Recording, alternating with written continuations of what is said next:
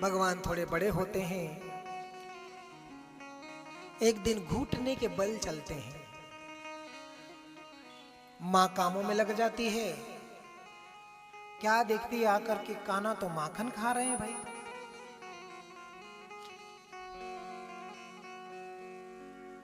यहां भी एक अच्छा सा भाव है।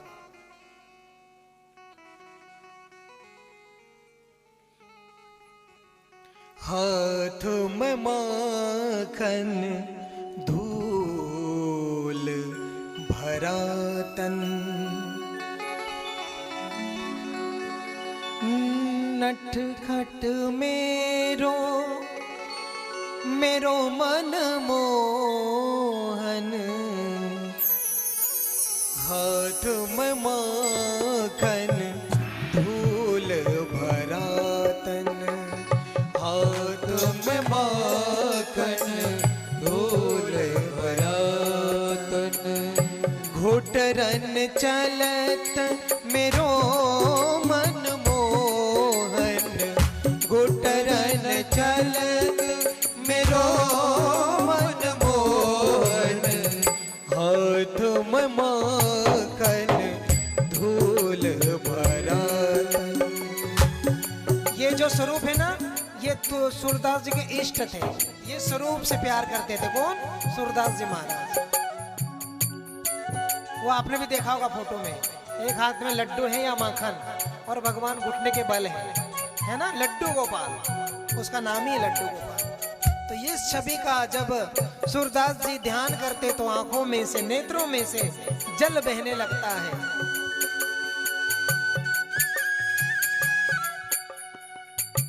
चंपा और चमेली, दो गोपियां, चंपा और चमेली दो गोपियां माखन लेके जा रही थी बेचने के लिए। उन्होंने सोचा कि भगवान के दर्शन कैसे होते हैं, कहाँ होते हैं, कौन करवाएगा, कहाँ जाएं हम तो अनपढ़ ग्वालिने हैं, भला हमको तो कोई ज्ञान ध्यान है नहीं। तो उन्होंने कहा, एक ने, भगवान का दर्शन संतों की कृपा से होता है, ये हमने सुना है। अगर कोई साधु मिल जाए, संत मिल जाए, तो उनके पास भगवान होते हैं, उनके पास रहते हैं भगवान, वो दर्शन करवा देंगे। शायद उन्होंने साक्षात बात की हो या कोई स्वरूप की बात की हो। हुआ अभी वैसा ही, कुछ कदम आगे दोनों चलती है तो एक संत विश्राम कर रहे होते हैं पेड़ की छाया में। ये दोनों जाती है, देखो बहन, संत विश्राम कर रहे हैं। उन्होंने जब गौर से देखा तो झोली भी पड़ी थी। उन्हें कहा कि झोले में भगवान जरूर होंगे। संत विश्राम कर रहे थे तो गए नहीं। जब संत कुछ विश्राम करने के पश्चात जल पीने के लिए या जो भी थोड़े से बाहर हुए उस झोली को छोड़कर, तो गोपियां गई और एक झोली को खोलकर देखा तो एक डब्बी दिखी। उस डब्बी को निकाले, उसमें थे लड्डू गोपाल। लड्डू गोपाल को देखा, उन्होंने कभी देखा नहीं। उन्होंने बोला, कितना बेरहम साधु है, कितना निर्दयी साधु है, भगवान को सीधा भी नहीं खड़ा रखता हो, कितने हाथ पैर दुख रहे होंगे, लंगड़ा करके खड़ा रखा, अब सीधा रखना चाहिए। तो उसने बोला, बहन तो डब्बी भी छोटी है, तो बोले बड़ी डब्बी रखनी चाहिए ना, इतना कैसा कठोर साधु है, तो आप क्या करें। देखो भाव, बोले ऐसा करो, मटकी में से मक्खन निकालो और जो लगड़ी टांग टूटी हुई है उसे माखन से मसाज कर दो, मालिश कर दो, वो सीधा हो जाएगा। ये भक्तों के भाव है महाराज। एक मटकी में से माखन निकाला गया और एक जो पैर भगवान का नीचे था घुटने वाला, उस पे धीरे धीरे मक्खन से मालिश कर रही है गोपी। महिमा क्या हुई, देखते देखते वो जो टांग भगवान की, जो पैर लंगड़ा हो रहा था, भगवान सीधे हो गए, भगवान को रख दिया। खुश हो गई गोपियां। लेकिन देखा कि बाबा जी तो आ रहे हैं, तो चुपचाप जैसे तैसे उसको ढंग से डब्बी में भी रखा, जो एकदम से कोई देख ना ले, ऐसा करके पटक दिया। इतने आई गए बाबा, क्यों मेरे झोले को क्या कर रहे थे तुम लोग। बोले बाबा कुछ नहीं, भगवान देख रहे थे। बोले तूने भगवान देखा नहीं और किसी का सामान बिना पूछे किसी के सामान को हाथ लगाते हैं क्या? बाबा थे। क्या किया तुमने? बोले कुछ नहीं किया। बोले तुम बोले वो भगवान को लंगड़ा करके क्यों रखे थे? बोले थोड़ा सा माखन नहीं लगा सकते थे? ये थोड़ी बड़ी डब्बी ले लो। बाबा बोले कैसी बातें कर रही? बाबा तो सोच भी नहीं सकते। बोले पागल क्या बात कर रहे हैं? जब बाबा ने खोला चैन और जब देखा अस्त व्यस्त सब है डब्बी और भगवान को देखा तो भगवान दो पैर पे खड़े हैं। भगवान को रख के फूट फूट के रोने लगे बाबा। हे प्रभु, कितने दिनों से मैं सेवा कर रहा हूं आपकी, लेकिन जब आप जिस पे कृपा करना चाहते हैं, और कृपा कहाँ होती? निर्मलता में। भाव तो मेरे में भी है, लेकिन इन ग्वालिनों का जो एकदम अनपढ़ है। एक संत जब जा रहे थे रास्ते से तो भक्त बोल रहा था, हे प्रभु, पूरी दुनिया को तू चलाता है, तेरे को तो कोई भी नहीं देखता, तुझे भी भूख लगती होगी, तुझे निलाता तुलाता कौन होगा? तू मुझे अवसर दे, मैं तुझे निलाऊंगा, साबुन लगाऊंगा, तेरी मालिश करूंगा, तेरी बाल में जू देखूंगा, तेरे को तेल लगाऊंगा, तेरी कंघी करूंगा। एक संत सुन रहे थे, ऐसा आकाश को देखकर भाव, अपना भाव भगवान के चरणों में रख रहा था। इतनी बड़ी दुनिया, हम तो एक घर चलाते हैं तो थक जाते हैं, तू इतनी बड़ी दुनिया चलाता है, तू कितना थकता होगा? और हमें तो नहीं लगता कि तुझे कोई देखता होगा, तेरी सेवा करता होगा। तू मुझे दर्शन दे, मेरे पास आओ, मैं तेरी सेवा करूंगा। एक बाबा थे, बोले पागल हो गया है मूर्ख, किसकी बात कर रहा है तू? ऐसा नहीं कहते, डर जाता है, सीधा साधा भाव रहता है। ऐसी विस्तुति नहीं करते, भगवान को ऐसा नहीं बोलते हो, भगवान जगतपति है, तू नहीं लाएगा, तू कंघी करेगा। बड़े बड़े स्तोत्रों द्वारा, श्लोकों द्वारा उनकी स्तुति करनी पड़ती है, आप नहीं बोलना ऐसा। अब बाबा गए तो मन में ना जाने कैसी अशांति आने लगी, ध्यान साधना में मन नहीं लगने लगा, जो उनकी सिद्धियां थी सब गायब हो गई, बेचैनी बढ़ने लगी।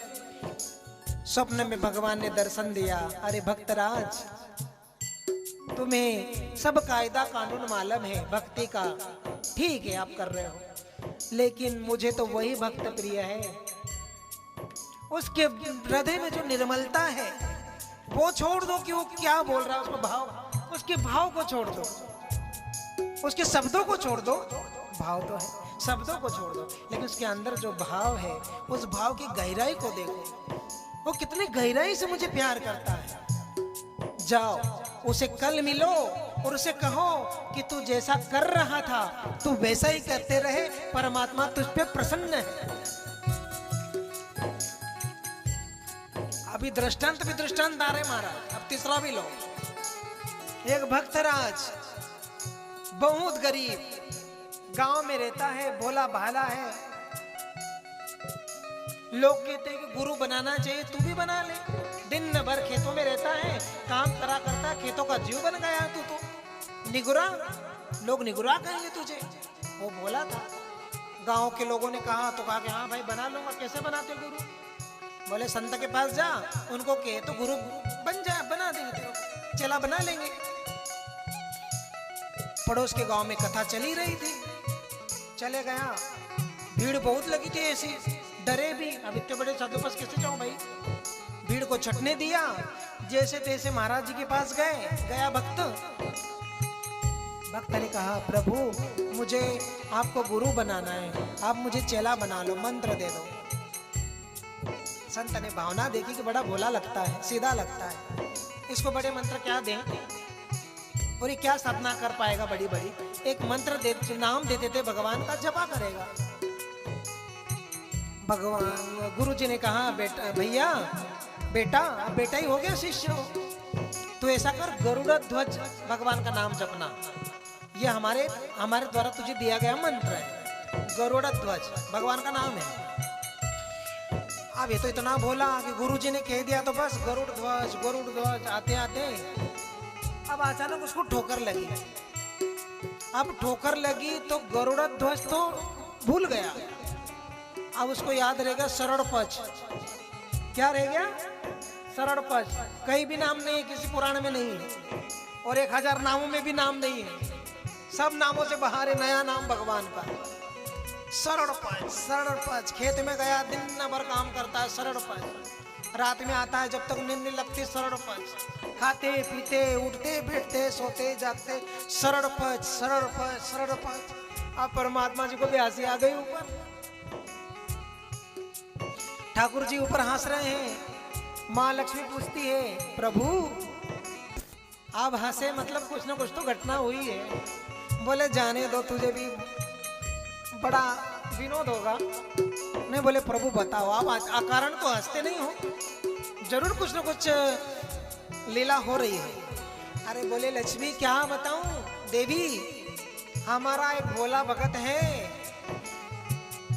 वो अब इसने विष्णु सहस्त्र नाम के बाहर का नाम रखा है। बोले क्या सुनाओ तो सही। तो बोले इसने मेरा नाम सरड़पच रखा है। लक्ष्मी बोले ये भी कौन सा बेवकूफ है, ये कोई नाम है आपका? बोले नाम तो मेरा ही जपता है। लक्ष्मी जी को विश्वास ही नहीं हो रहा है। बोले नहीं नहीं ये आपका नाम और कैसे जप सकता है, ना किसी पुराण में है ना किसी शास्त्र में है, कैसे ऐसा नाम कोई जप किसने दिया? बोले भाई तेरे को अगर विश्वास ना होना कि मेरा नाम नहीं जपता तो जा परीक्षा कर ले और चलो तो अकेली मल चल, मैं भी चलता हूँ, साक्षी बनूंगा। बोले चलो प्रभु। खेत में दोपहर में काम कर रहा है, हाल चला रहा है, हाल बखर सरड़पच सरड़पच सरड़पच सरड़पच चल रहा है उसका। लक्ष्मी जी ने एक स्त्री का रूप बनाया, भगवान को बोला कि गड्ढा है, नाला, खेत का जो भी होता है गड्ढा, उस गड्ढे में बिठा दिया भगवान। भगवान मैं यहाँ बैठता हूँ, तू जा, मैं सुन रहा हूँ क्या संवाद होता तुम में। बोले ठीक है प्रभु। अरे भैया अरे जरा रुक तो जाओ, क्या बड़बड़ा रहे हो? सरड़पच सरड़पच सरड़पच सरड़पच। अरे तेने ठहरो तो सही, क्या किसका नाम जप रहे हो? ऐसा सरड़पच क्या होता है? हट जाओ हट जाओ। सरड़पच सरड़पच सरड़पच। लक्ष्मी जी तो सामने से ही आ गई, मान ही नहीं रहा ये तो। चलो बताओ किसका नाम है ये? उसने सोचा ये कहां पीछे पड़ गई मेरे भगवान के नाम में दखल। बोले तेरे खसम का। क्या बोला? बोले तेरे खसम का नाम जप रहा हूं, जा यहां से। लक्ष्मी जी से क्या बात है? तो बिल्कुल सही बात है, सच में मेरे पति का ही नाम जप रहा है तो। फिर कहा चलो ठीक है मान लेती हूं, पर अभी बता दे कि मेरा पति रहता कहां है? मेरा पति कहीं अगर तू नाम जप रहा है भैया तो मेरा पति रहता कहां है ये बता। बोले जाओ गड्ढे में बैठा है। बुद्धि देने वाला तो परमात्मा है। तो ये भक्तों की महिमा है महाराज। भगवान भाव को देखते हैं। अब तो रोज कहते हैं और हम क्या कहते हैं? शास्त्र कहता है निर्मल मन जन सोई मोहि पावा, मोहि कपट छल छिद्र न भाव। तो भगवान का स्वरूप क्या है? लड्डू गोपाल। एक हाथ में माखन है और घुटनों के बल चल रहे हैं। तो भक्तों के भाव क्या है? हाथ में माखन धूल भरा तन, हाथ में माखन धूल भरा तन, घुटरन चलत हो, घुटरन चलत मेरो मन मोहन। हाथ में माखन धूल भरा तन, हाथ में माखन धूल भरा तन।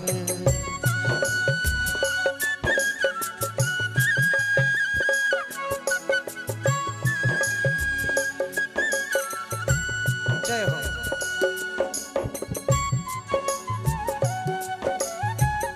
सभी स्वरूप परमात्मा के भक्तों के लिए, भगवान के लिए थोड़ी ना है। कैसे भी भगवान के स्वरूप में हमें प्यार हो जाए, हमारा मन आकर्षित हो जाए, हमारा मन प्रभु को चाहने लगे, इसलिए तो एक नटखट भगवान के सारे रूप हैं। नटखट नन्हा बाल गोपाला, नटखट नंदा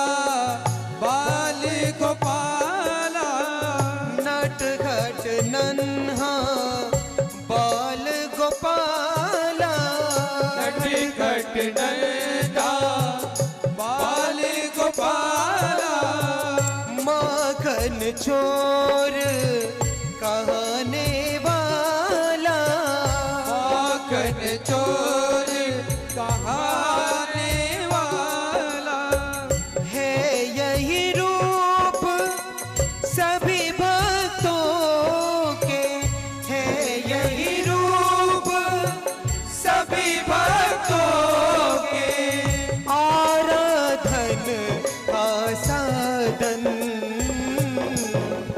हाथ में माखन धूल भरा तन, हाथ में माखन धूल भरा तन।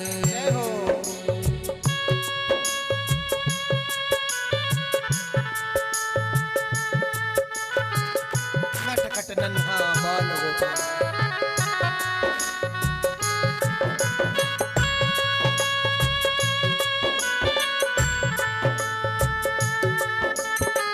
है यही रूप सभी भक्तों के, आराधन का साधन, साधन इससे ही आराधना करते हैं, आराधन का साधन है ये रूप।